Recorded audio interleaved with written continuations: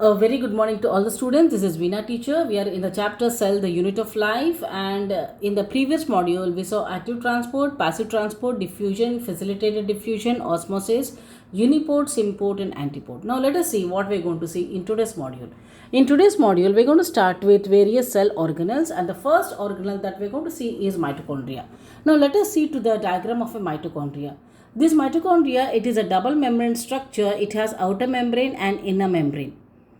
Okay, you can see two membranes, and inner membrane is having the folds, and on the fold there are Rackus particles, or this is also known as F1 particle present, and in between the outer membrane and inner membrane there is a fine gap present. This is known as intermembrane space.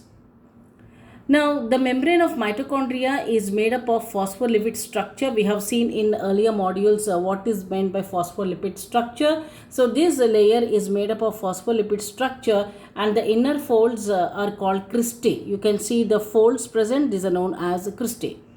These folds increase the surface area of the membrane, and since on this membrane there are some particles, F1 particles present, this is a place where there are lots of enzymes that are necessary for various chemical reactions to take place inside the mitochondria. So, the increased folds or increased surface indicates increased mitochondrial output. Now, let us see to the function of mitochondria. As all of you know, the mitochondria is also known as powerhouse of the cell. Why we call it as powerhouse of the cell? Because inside the mitochondria, the energy in the form of ATP is synthesized. And also, this will also help in regulation of various cellular metabolic activities. Just like you have a press that prints the money, the mitochondria is printing, or it is making the ATP molecule, that is the energy currency of the cell, so that the cell and the entire body can have energy to do various functions and activities. Now let us see to the next organelle. This is nucleus. So nucleus also is a double membrane structure. It is a membrane bound organelle, and you can see the structure of a nucleus, double membrane. There are some fine pores which is present inside the membrane. You have a nucleolus and nuclear membrane. And also you can see the chromatin material that is present, that is the DNA is present, and inside this a liquid or gel like material called nucleoplasm is also present.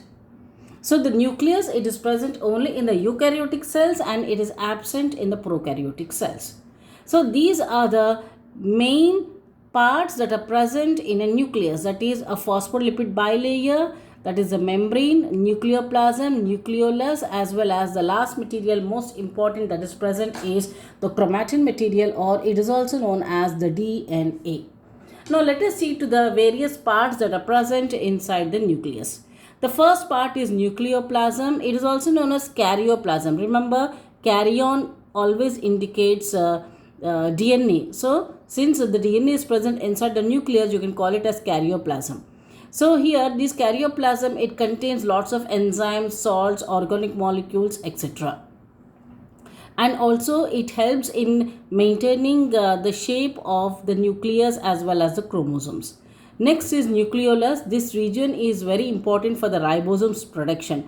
Now what is the importance of ribosome? We will see slightly later. Next, you are having here the chromatin material, that is the DNA is present, and there are lots depending upon the organism, those many number of chromosomes are present in each and every organism. Okay, so this is for your information. When you stretch a DNA, it can be as long as 2 meters long, and DNA, along with the DNA, there are some proteins which are present in the DNA. These proteins are known as histone proteins. This you studied also in your standard 10 biology. Now these are the functions of the DNA. DNA is very important for the protein synthesis, cell division and differentiation. It controls all the synthesis of enzymes involved in the cellular metabolism. Controls the hereditary traits of an organism. It stores DNA, proteins, RNA. It is the site of RNA transcription, that is mRNA required for protein synthesis.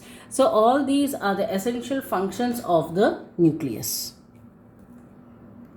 Now this is something which is included in your syllabus. Now these, you can see the structure of the chromosomes. All these are the different shapes of the chromosomes. So in your syllabus you have to understand what are the various chromosomes, various kinds of chromosomes that are present inside the nucleus of a cell.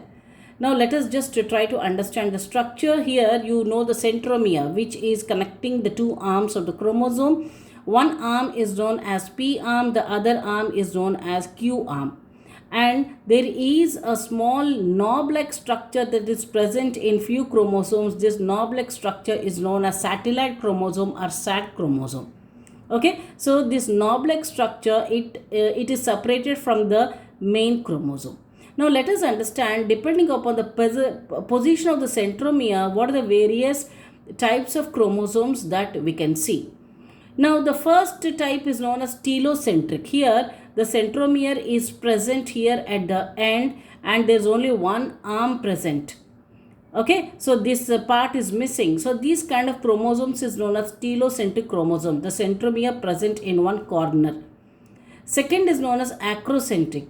Away from the middle, the centromere is present away from the middle. The P arm is shorter than Q arm and there is a satellite chromosome present. This is known as acrocentric. Now next is submetacentric. Here there is no satellite chromosome present, but nevertheless the centromere is present and the P and Q arms are not of equal lengths. P arm is shorter, Q arm is longer. This is known as submetacentric. Now next is metacentric chromosome, in which you will see the centromere is present exactly in the middle of the chromosome and P and Q arms are more or less of equal lengths. So these are 4 different types of chromosomes which we can see depending upon the location of the centromere: telocentric, acrocentric, submetacentric and metacentric. Now let us discuss about the plastid. The first one is chloroplast. Now you are familiar with the chloroplast. In standard 10 biology syllabus also you have chloroplast. I think you might have known the structure of chloroplast by now. It is a double membrane structure. It has grana, stroma, outer membrane, inner membrane, and the lamella is also present. I am not going into the details of chloroplast because you are studying that in standard 10. Now types of plastids: chloroplast, chromoplast, leucoplast. Chloro means it is green in color, and here this is useful for the process of photosynthesis and it produces and stores the glucose. Chromoplast, these are colorful plastids like red, orange and yellow pigments. It is found in fruits and flowers. Leucoplast, these are colorless plastids and these are the ones which store the starch granules. Children, we will stop here in today's class, and in the next module we are going to see few other cell organelles. All of you please make a note of what you are seeing on the slides and what I am teaching so that you can make your own notes. Take care everyone. Stay home, stay safe. God bless you all.